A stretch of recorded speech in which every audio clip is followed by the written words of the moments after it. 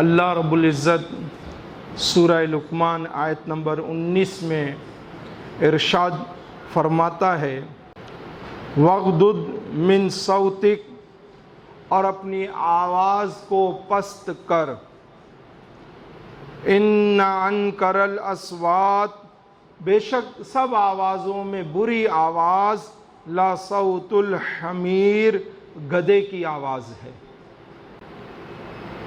اگرچہ بعض دیگر جانوروں کی آواز بھی اونچی ہوتی ہے اور بری بھی ہوتی ہے، مگر معروف انسانوں میں یہی آواز ہے کہ سب سے بری آواز یہی ہے، اور اس کی شہرت کی بنا پر ہی سمجھانے کے لیے اس کی مثال پیش کی گئی۔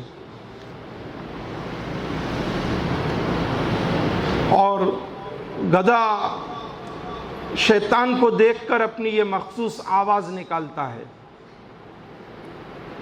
اس لیے اس آواز کو صوت منکر کہا گیا، ناپسندیدہ آواز کہا گیا۔ نیز اہل جہنم کی بھی یہی آواز ہوگی، جسے سن کر وحشت ہوتی ہے اور کلیتاً اس سے نفرت کی جائے گی۔ مراد یہ ہے کہ لوگ جب ایک دوسرے سے گفتگو کریں تو کبھی ترین آواز سے بچیں، اور وہ آواز ہے گدھے کی طرح چیخنا چلانا۔ اس آیت میں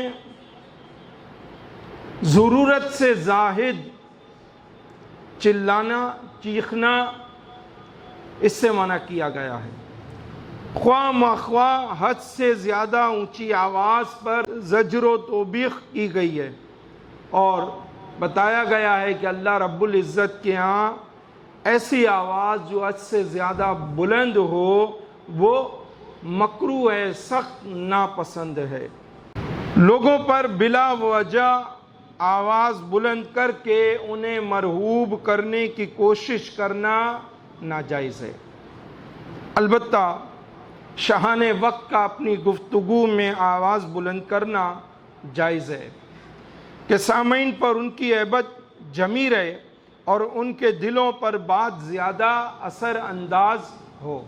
جہاں ریاکاری، نمازیوں کی تکلیف اور سونے والوں کی اذیت کا شائبہ ہو، وہاں آہستہ آواز سے ذکر کرنا مستحب ہے، ورنہ ذکر بالجہر افضل ہے، کیونکہ اس سے قلب بیدار ہوتا ہے، سمع متوجہ ہوتی ہے، نیند دور ہوتی ہے اور فکر بڑھ جاتی ہے۔